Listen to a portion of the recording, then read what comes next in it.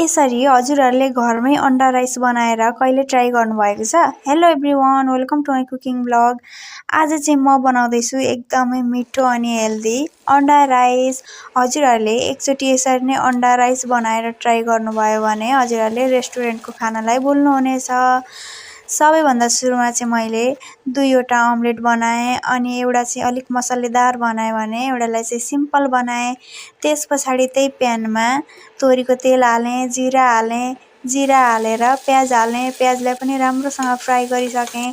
त्यस पछाडि चाहिँ माथिबाट टमाटर हालिदिएँ, टमाटर हालिदिएर राम्रोसँग मिक्स गरेर चलाएँ। अनि चलाइसके पछाडि टमाटर यत्तिको गलिसके पछाडि चाहिँ मैले मरमसलाहरू हाल्न थालेँ। मैले मरमसलाहरू के हालेँ भनेर त हजुरहरूले देखिहाल्नुभयो।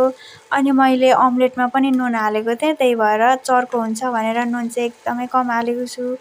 हजुरहरूले पनि आफ्नो स्वादअनुसार नुन गडबड गर्न सक्नुहुनेछ है त।